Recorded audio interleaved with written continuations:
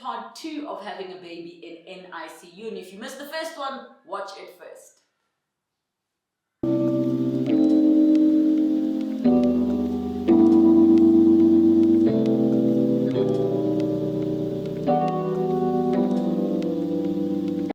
And then at some point you get kicked out, and then you go back to the ward and you are counting down the hours. Oh, you go back to the ward and you're pumping again, counting down the hours to go visit your baby the next time. And that's literally how the cycle works.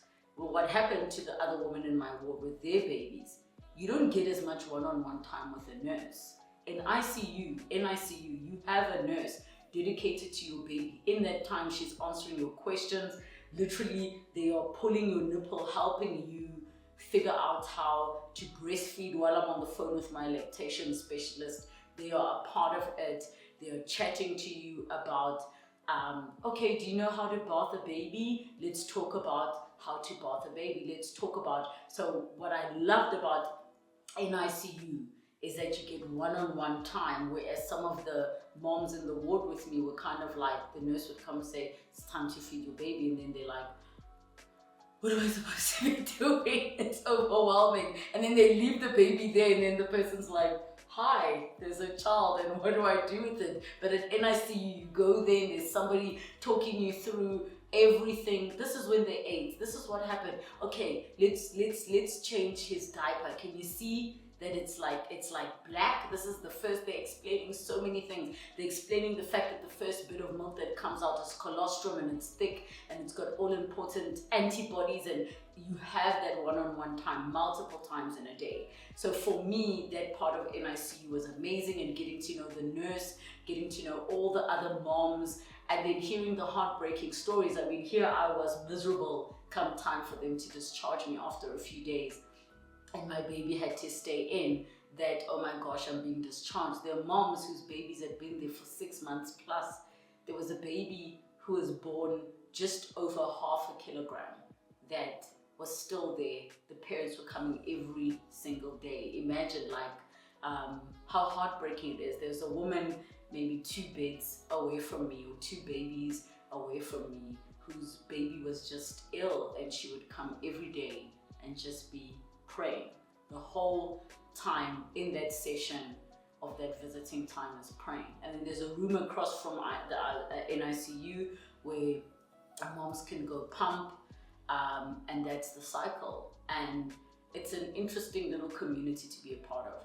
So at one point, because obviously I'm waiting for baby to gain weight and the pediatrician to update me, the one day I come in the morning and baby has like these glasses on, and he's under a light, and he was shaking and crying, and I just was sobbing. And the nurse was like, no, don't worry, he just developed some jaundice, so we're giving him some basically light therapy to help him out. The pediatrician came to explain that it's not uncommon for babies to get jaundice, but by then this thing is stuck. You know, they have like cool glass drawing on them, and you get used to it, but he can't see you. Not that he could really see you much anyways, but still, it's just heartbreaking as a mom. You visit, every day you're waiting for them to tell you the levels. I got discharged, I would come in, spend the day there, go to the coffee shop, make sure I'm eating so that I have more milk, go to the breast pump room, the pumping room. Then you're waiting for the doors to open because it's visiting time, and then you get to be with baby, and then you need to go, and that was the most difficult part. And then one day I'm sitting in the pumping room, and I'm pumping, and I get a call. And I've been waiting, pediatrician's gonna see baby, and I get a call that's like, hi, please come to ICU. I go there, because now when you get that call, you're like, oh my gosh, what next? You're like, baby's doing great and he can go home. Like, what? And it was Mother's Day that day when they said baby can go home, and then they just say, so what we're gonna ask you, make sure the bag comes here and all of these things. And I decided not to tell my mom that he's being released so we could surprise her. So that was her Mother's Day gift. And then they chase you out of ICU and you leave the bag and everything so that they can prepare him, and they obviously advise you like the outfit and whatever. And because he was so small, we had to do the tiny baby stuff, which was still too big.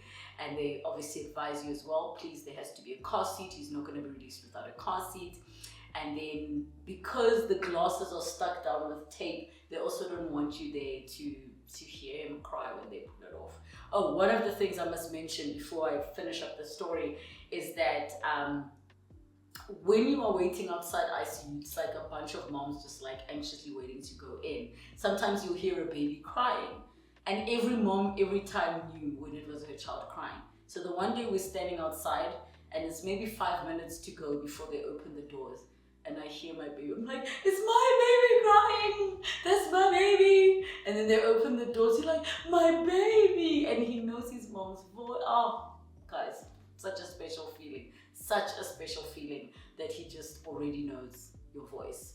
So anyways, they come and they have baby dressed up and wrapped up for you when they say baby's ready to go. And they even have the trolley ready. And then the best part is how the whole staff in NICU, every time a baby gets discharged, they literally dance and sing, and it's a vibe because it's such a special moment that they get to go home.